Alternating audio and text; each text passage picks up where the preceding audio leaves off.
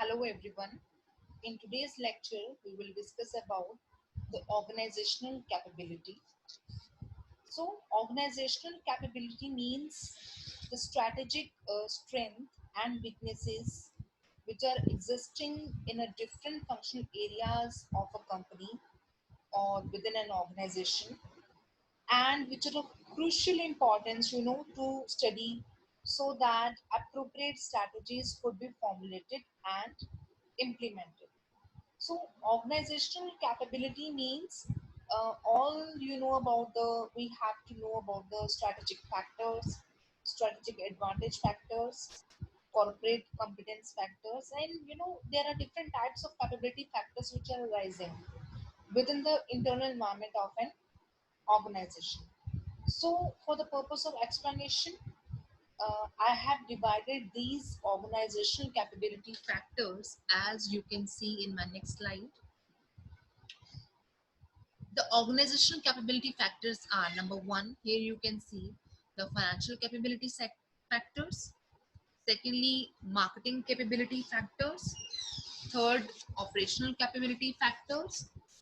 Fourth is personal capability factors. Then informational management capability factors.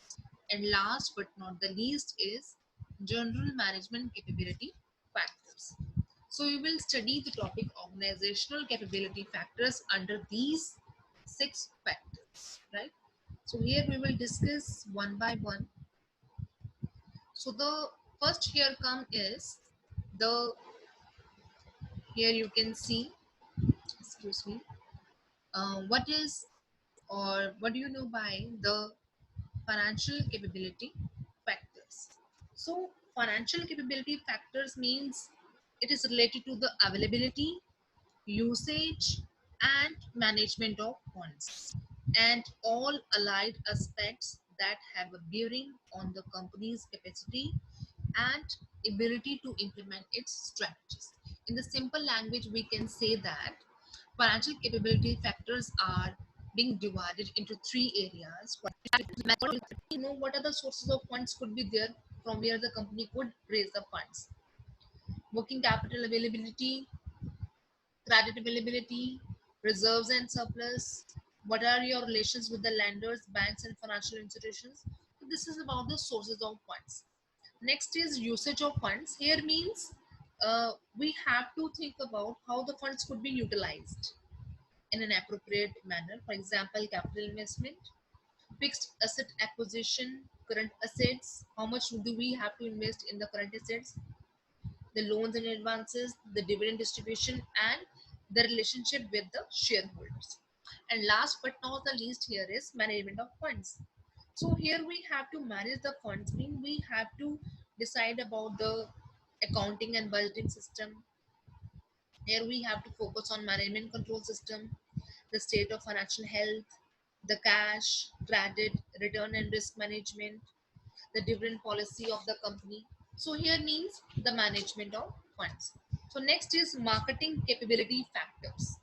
So marketing capability factors are very much related to the pricing, promotion, and distribution of products or services and the all allied aspects. So here we can see first is the product related factors.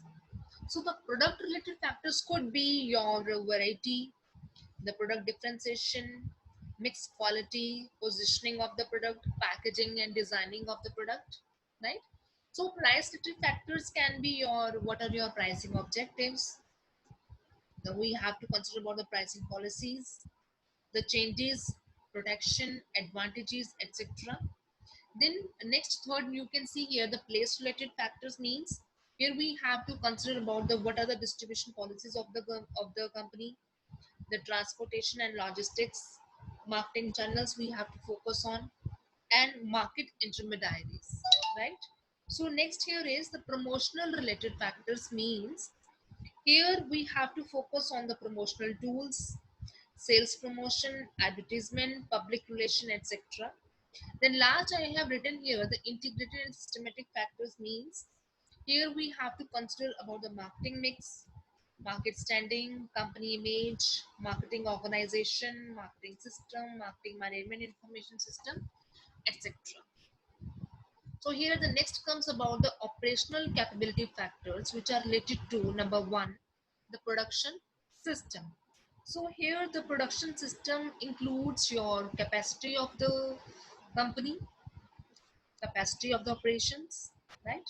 Location of the factory, layout of the factory, product or service design, work system, degree of automation, vertical integration or horizontal integration. So next here you can see the factors related to the operations and control system. It can be your APP, aggregate production plan, material supply, the material requisite planning, the inventory control management. The company has to focus on the cost and quality control concept, maintenance system, preventionary measures we have to focus on. Then last here you can see the factors related to the research and development system, R&D. Means here we have to focus on the personal factors, facilities, product development, patent right, level of technology used, technology collaborations, and support. And the next here arises are the personal capability factors. So in the personal capability factor, the first arises the factors related to personnel system. Here what comes? Personal system means the system for manpower planning, training, selection, development, compensation, communication and appraisal, right? Position of the personnel department within the organization. So we have to focus on that.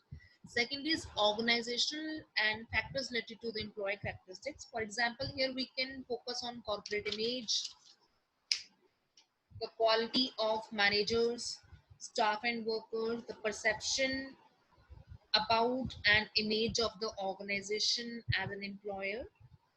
Then we can focus on availability of development opportunities for employees, working conditions, etc. The last year is the factors related to industrial relations.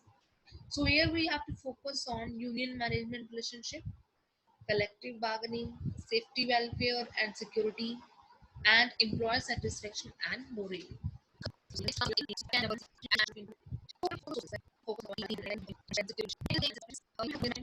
Synthesize information.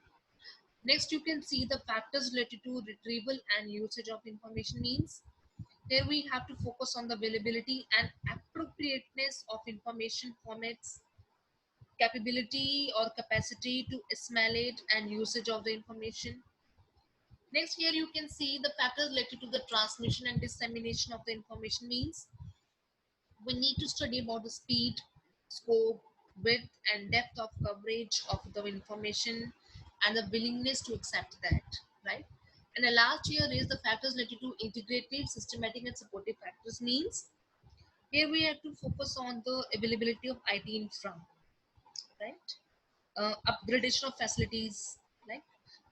Willingness to invest in, right? And the top management support. And the last here is the general management capability factors.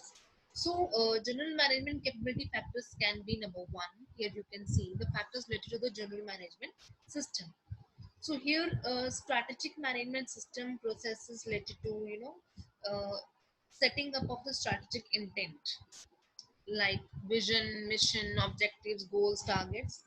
Then we have to formulate the strategy, we have to implement that, we have to evaluate that, we have to go for the corporate planning system, reward and incentive system for the top managers. And the secondly, you can see the factors related to the general manager. Means here we have to see the factors related to the general manager, like their experiences, their past track record, their capacity for work, their personal goals, their competences, their values, their norms, their orientation, their experiences, their risk propensity also. So next here you can see the factors related to external relationship. Means here we have to consider on the public image as a corporate citizen. So we have to concentrate on the commitment to sustainability. We have to focus on the public relations and the relations with the government, right? What is our how up to what extent we are covering the corporate social responsibility, right? And last here is the organizational climate. Means here we have to focus on the factors related to the organizational climate.